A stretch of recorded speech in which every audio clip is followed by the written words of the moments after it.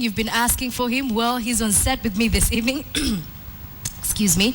Abduba Dida, presidential candidate 2013, joins me on the set. How are you doing? Fine. A lot of people have been asking where you've been. Available. What does that mean? You're a man of very few words. Well, I wish they looked for me where I am found. At home, in few places I visit in town. Yeah. Are you still active in politics? Maybe I call it leadership. Okay.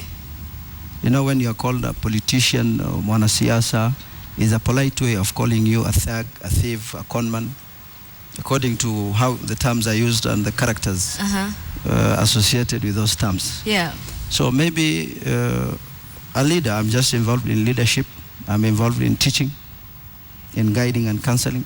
I asked you earlier if you're still teaching, and you said yes. And I asked, where are you teaching? And you said? No, I was teaching in a school. Yes, yes, yes. But when I vied for the presidency, I told everybody that I'm no longer teaching the class of 40 students. I've expanded it to 40 million.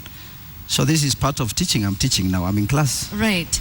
Now, in 2013, when you emerged, people had no clue who you were or what you expect. But by the end of it, you had about 52,000 people vote for you. They wanted you to be president. So what do you say to them today? Well, so many people, the 7 billion or 8 billion people in the world, have each and every one of them has a unique thing that God has given them. It's only that few can be exposed. Few can write things in the newspaper or appear in a show like this. But there are so many potential men and women who are better than us. So for the few who voted for me, what I said and what I will repeat saying is that they were above money and tribe. They don't worship money and they don't worship tribe. They listen to what I had sincerely. And without seeing me, I did not visit many parts of this country. Yeah. They just bought the idea, and when you are sincerely saying it from the heart, it will affect hearts. So their hearts were affected. Okay, well, it's been more than a year since that time. We have a new government in place. What do you think about them? Do you think you would have done a better job if you had been elected as president? Well, you know, leadership and governance is a collective responsibility. Uhuru has a potential, the president. There's something in him that is not in us.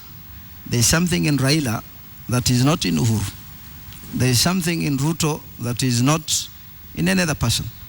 It will have been wise if we sit and discuss, and you know what you are lacking is in your brother, is in your sister. Right. But the problem is when a person merges and gets to that seat, as much as he struggles to put things right, that popularity maniac and, you know, the nearness to the palace, tribal, funny things, inclinations will corrupt the person. Okay, well, you sound like simplicity is something that you really, truly enjoy in terms of leadership style. Is this how you lead your life? People don't know a lot about you. And if you read about renowned world leaders, they are simple. And, you know, this is what God gives. I see people, an old man who is 70 years, 60 years, 50 years, struggling to tell people, I want to bring change. What is that you didn't have? God, you know, what is in you is in you. You cannot hide it. What did you lack the last 80 years, the last 50 years, the last 40 years, and has come to you now? Is it a revelation or, you know? I think we need to appreciate that any human being, or let me say any living thing, even the non-living, is contributing to the success of this ecosystem. That issue of saying, I'm rolling and all other voices keep quiet, or that issue of saying, I must be there I will make sure that those in charge today will be disturbed. They will have sleepless night. You know, that cannot work. Peace is one important thing that building Kenya took us a lot of time. Yeah. But demolishing it can take seconds. Well, you're absolutely right. Unfortunately, this conversation can go on forever. I would like to ask you one more thing before you read the news, but please follow me so we can go to the desk where you'll be reading the story. Have you ever thought about reading news, by the way? No. So this is absolutely new for you. Maybe you want to give me a job? Yes, we're going to give you a job. So you take the seat, and when you're comfortable, you will simply turn to camera 2. It's perfectly labeled for you. And then you will proceed to read the story. Are you ready? Yes. Okay. An elderly lady is wanted by the police to answer a case of fraud.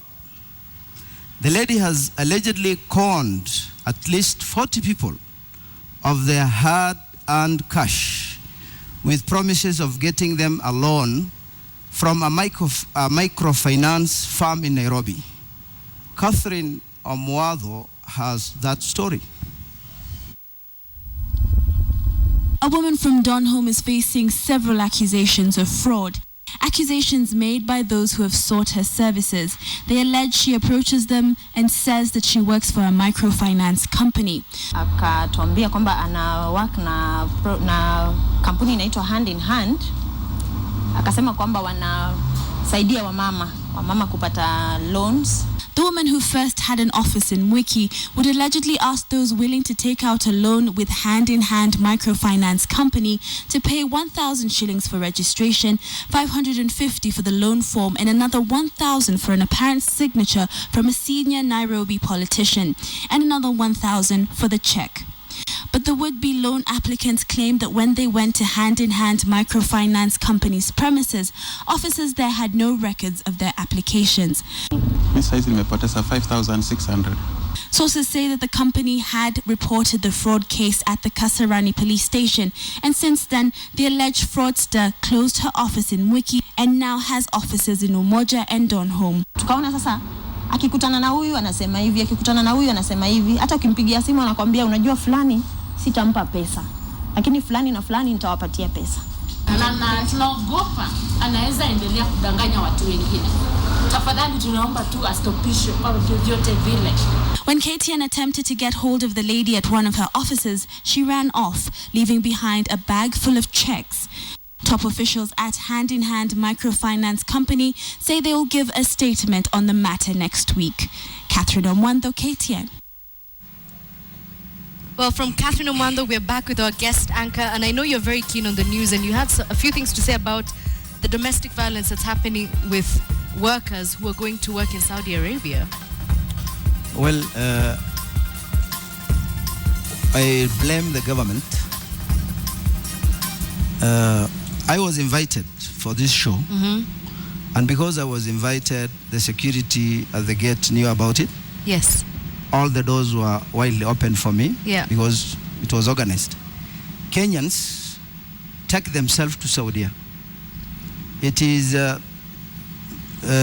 South African President Nelson Mandela visited so many parts of the world and had meetings. God gave us human resource, and he gave them petroleum and the fuel they have. Yeah. So we need to appreciate that the president is supposed to visit the king or anybody, any country that is interested with our labor. And then they sign the memorandum of understanding. We have standard 8 leavers, we have Form 4 leavers, we have graduates, we have professors, the skilled, the unskilled, the salary. What happens if a lady goes to work and she leaves behind the children and the husband? What happens if the man goes and he leaves his wife? What happens if they are sick? You know, if this thing is done, the king there will instruct the subjects that Kenyans will come handle them like this. So you a think South African graduate is paid $6,000, $3,000 when he goes there. And a Kenyan graduate will just be told, will you take $600, $500? You know, those taking them out of the country are not professionals. And the government there doesn't know what is happening. So you think the top leadership has to come together and find a way out? The top leadership is to be blamed. Okay, well, I think that's a good place to wind up. Thank you very much for joining us on KTN. How do you think you did on the news reading, by the way? Well, I think it was a trial. It was a trial. If you were to grade yourself, you know how you always mark exams, what would you give yourself out of 100? Well, I think others can judge, but if there's that job, I can do it. You can do it. All right, Abduba Dida, thank you very much for joining us.